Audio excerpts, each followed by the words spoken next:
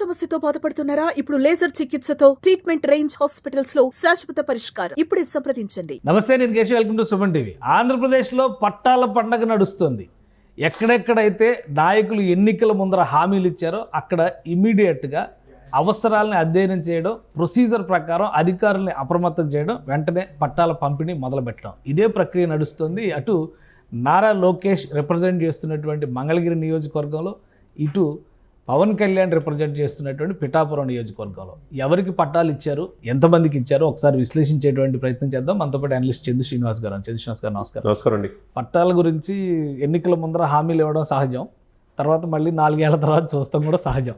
ఇప్పుడు ఈ 10 నెలల్లో మొత్తం ప్రొసీజర్ అంతా కంప్లీట్ చేసి యాజ్ పర్ రూల్స్ వీళ్ళకి ఇవ్వడానికి అర్హుల్ని ఎంపిక చేయడం, వాళ్ళకి ఇచ్చేటువంటి పట్టాల పంపిణీ కార్యక్రమాన్ని మొదలు పెట్టడం, ఈ దాదాపు 2 నియోజకవర్గాల్లో ప్యారల్గా ఒకేసారి జరిగినాయి. పవన్ కళ్యాణ్ గారు అక్కడ మాట ఇచ్చారు, కొంతమందికి అక్కడ పట్టాలు ఇచ్చారు, కొంతమందికి ఇక్కడ లోకేష్ గారు ఇచ్చారు. అసలు ఏం జరుగుతుంది ఈ ప్రొసీజర్ కానీ, దీన్ని అమలు చేసేటువంటి విధానం కానీ? గత 5 సంవత్సరాల్లో గత ప్రభుత్వం పట్టించుకోలేదు, ఈ ప్రభుత్వం చేస్తుంది అనుకోవాలి. మీరు అన్నట్టు 10 నెలల్లో 3000 పట్టాలు ఈరోజు ఒక్కటే. అంటే 30 to 40 ఇయర్స్ నుంచి అక్కడ శాశ్వత గృహాలు పెట్టుకొని, అంటే వాళ్ళు తాత్కాలికంగా గృహాలు కావాలి ఏదైనా నివసిస్తుంటే కనుక వాళ్ళు పూర్తి స్థాయి యాజమాన్య హక్కులు కల్పిస్తా మంగళగిరి కేంద్రంగా లోకేష్ గారు పట్టాలు పంపిణీ చేయడం జరిగింది. ఉదయం ఎర్రబాలెం తీసుకుంటాడండి, మంగళగిరి ఎమ్మెల్యే కదా ఆయన, ఐటీ శాఖ మంత్రి కావచ్చు. ఒక ఎర్రబాలెంలో 245 కుటుంబాలకు ఇచ్చారు. మధ్యాహ్నం వచ్చేదికి నీరుకొండపల్లి 99 కుటుంబాలు, తర్వాత రత్నాల చెరువు 199 కుటుంబాలు. ఇక్కడ ఒక్కచోట ఇది మంగళగిరి యాజ్ ఎమ్మెల్యే పరిధిలో ఐటీ మంత్రిగా లోకేష్ గారి ఆధ్వర్యంలో జరిగింది. అంటే వీళ్ళకి ఏంటంటే ఇక పేదలకు శాశ్వతంగా ఇల్లు పట్టాలు పంపిణీ, ఇంకెవరికి వాళ్ళకే యాజమాన్య పక్కు ఉంటుంది అనమాట.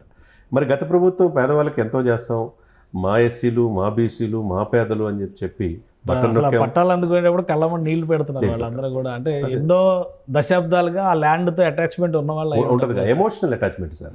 ఇప్పుడు పేదవాళ్ళకి మనం మేము చేస్తా ఉన్నాం, బటన్ నొక్కామన్నప్పుడు బటన్ మాటన ఆ సంక్షేమ మాటను అభివృద్ధిని మర్చిపోయారు కాబట్టి 150 నుంచి 11 సీట్లకి పరిమితం అయిపోయారు. మరి ఇప్పుడు మంగళగిరి కేంద్రంగా అందులో రాజధాని పరిసర ప్రాంతాల్లో ఎర్రబాలెం కావచ్చు, మనం తెలియని అవసరం కాదు, నీరుకొండపల్లి ఇవన్నీ కూడా పేదలు నివసించేది. వాళ్ళకి శాశ్వత పెట్టాలి, ఇంకా అంతకంటే వాళ్ళ కళ్ళలో ఇంకా ఆనందమే ఉంది.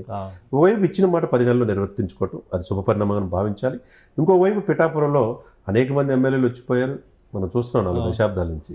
పవన్ కళ్యాణ్ గారు వచ్చిన తర్వాత ఈ 9 మాసాలు 300 కోట్ల అభివృద్ధి పనులు, ఈ ఒక్కరోజే మనం చూసాం దాదాపు ₹1 కోటి అభివృద్ధి పనులకు శంకుస్థాపన, మధ్యాహ్న భోజన పథకం చేశారు.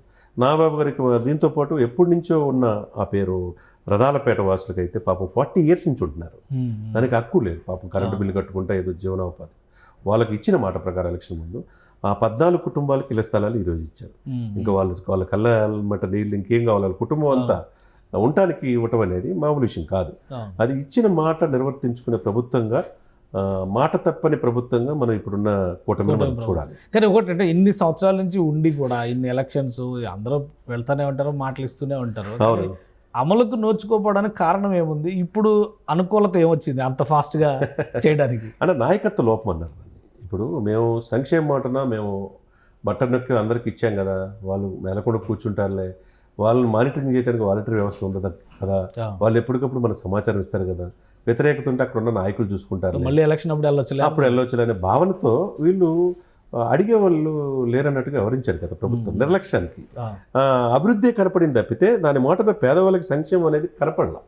పేదవాడు మరి చూస్తా ఊరుకుంటాడు. ఎప్పుడు ఏం చెప్తాడు, ఎలక్షన్ టైంలోనే చెప్తాడు, అవకాశం అప్పుడే ఉంటుంది. బటన్ నొక్కాడు ఆయన, వీళ్ళేమో ఎలక్షన్లో ఈ బటన్ నొక్కారు అనమాట. అంటే వాళ్ళు అంటే సంక్షేమానికి మర్చిపోయారు పూర్తిగా, పేదవాడిని పట్టించుకోలేదు. కాబట్టి ఈ రోజున వైసీపీకి ఆ పరిస్థితి వచ్చింది. కాబట్టి వీళ్ళు ఏంటంటే ఆ పరిస్థితి వీళ్ళకి రాకూడదు, ఎందుకంటే వాళ్ళు చేయలేదు మేము చేస్తామని చెప్పితే ప్రజలు 124 ఎమ్మెల్యేలు 21 మంది ఎంపీలు ఇచ్చారు. ఇచ్చినప్పుడు ప్రతి మాట ప్రతి వాగ్దానం ఒక రోజు లేట్ అయినా చేయాల్సిన బాధ్యత ఉంది. ఇప్పుడు 6 గ్యారెంటీలు 3 గ్యారెంటీలు చేశారు, ఇంకో 3 గ్యారెంటీలు ఇంకా చేయలేదంటున్నారు. ఇప్పుడు రేపు ఉగాది నుంచి బస్సులు ఉచిత బస్సు మహిళలకు అన్నారు, ఇంకా అదేదో ప్రొసీడింగ్స్ ఇంకా స్టార్ట్ కాలేదని దాని మీద రేపు మప్పు చేయాల్సిందే. రైతులకి అది కూడా జనం పెద్ద ఎక్కువ తొందరపట్టలేదు, కానీ విపక్షం ఎక్కువ తొందరపడలేదు. మాకు ఉచిత బస్సు కంటే వేరే సర్వీసెస్ చేయండి చాలని చెప్పారు అంటున్నారు. ఇంకోటి ఇప్పుడు పవన్ కళ్యాణ్ గారి నియోజకవర్గంలో కూడా రథాలపేట కాలనీలో వాళ్ళ గతంలో అసలు మంచినీటి సదుపాయం కూడా లేని చోట పవన్ కళ్యాణ్ గారు వచ్చిన వెంటనే వాటర్ సప్లై స్టార్ట్ చేశారు, పట్టాలు కూడా క్లియర్ చేశారని చెప్పారు. సో అంటే ఈ నియోజకవర్గాల్లో ఈ నియోజకవర్గాల్లోనే ఇది పరిమితమా, లేదంటే రాష్ట్ర వ్యాప్తంగా ఇదే తీరు ఉంటుంది? ఎక్కడన్నా ఒకటే. ఇద్దరు కూడా పెద్ద లీడర్స్ కదా, వీళ్ళిద్దరు రిప్రజెంట్ చేస్తారు కాబట్టి ఇక్కడ జరుగుతుంది, మిగతా చోట ఏంటి పరిస్థితి అనేది ఇప్పుడు ఇట్లా ప్రశ్న వస్తుంది. అనుకున్నప్పుడు సార్ మొన్న చంద్రబాబు నాయుడు గారు ప్రకాశం జిల్లా చినగంజాం పరిస్థితి ప్రాంతాలు వెళ్ళారు. అవును. P4 కింద అక్కడ ఉన్న లాయిడ్ ఏదో ఫార్మా కంపెనీని కూడా తీసుకొచ్చి వాళ్ళని కూడా అక్కడ మార్గదర్శిగా ఆయన్ని అవును. ఆ ప్రాంతం డెవలప్ చేయడానికి చెప్పాడు. అక్కడ ఏలూరు సాంబశివరావు గారు 3 సార్లు ఎమ్మెల్యే అయ్యారు, అవును. అభివృద్ధి చేస్తారని చెప్పాడు. అదే ఆయన బాధ్యత ఆయన చేశాడు. తర్వాత వెంటనే లోకేష్ గారు వెళ్ళారు ప్రకాశం జిల్లా చిమ్మకుర్తి ఆ పరిస్థితి ప్రాంతాలు. అవును. వెళ్ళిన తర్వాత మీ ఇంటికి ఎప్పుడు కూడా నాయకుడు అంటే నాకు అన్నయ్య లాంటి వాడు, సొంత అన్నయ్య లాంటి వాడు పవన్ కళ్యాణ్ గారు. ఆ శాఖ ఎవరి దగ్గర ఉన్నది? పవన్ కళ్యాణ్ దగ్గర ఉంది. నీటిపారుదల ఏ చిన్న ఇది వచ్చినా ఆయన గ్రామీణ నీటిపారుదల, గ్రామీణ తాగునీటి తాగునీటి సరఫరా అంతా ఎవరిది ఉంది? అన్నయ్య దగ్గర, డిప్యూటీ సీఎం గారి దగ్గర ఉంది. ఆయన అన్నాడంటే ఏదైనా సాధిస్తాడని చెప్పి లోకేష్ గారు సమన్వయంతో చేస్తారు కదా. వైసీపీ నాయకులు ఏమంటారు? వీళ్ళు మాట్లాడుకోవట్లేదు, వీళ్ళ మధ్య విభేదాలు వచ్చినాయి అని చెప్పి వీళ్ళు అనుకుంటున్నారు. వాళ్ళు చాలా చక్కగా చేసుకుంటూ వెళ్ళిపోతున్నారు. నిన్న లోకేష్ అక్కడ ప్రకాశం జిల్లాలో, అంతకుముందు చంద్రబాబు నాయుడు గారు, ఈ రోజు మంగళగిరిలో. ఒకవైపు ఎమ్మెల్సీగా నాగబాబు గారు పిఠాపురం. ఇది ఒక్క ప్రాంతానికి కాదు సార్, అటు ఉత్తరాంధ్ర కావచ్చు, ఈస్ట్ వెస్ట్ కావచ్చు, తర్వాత రాయలసీమ కావచ్చు, కోస్తా కావచ్చు, ఎక్కడైనా సరే ఇచ్చిన మాట నివర్తించుకోవాల్సిన బాధ్యత ఈ కూటమి ప్రభుత్వాన్ని.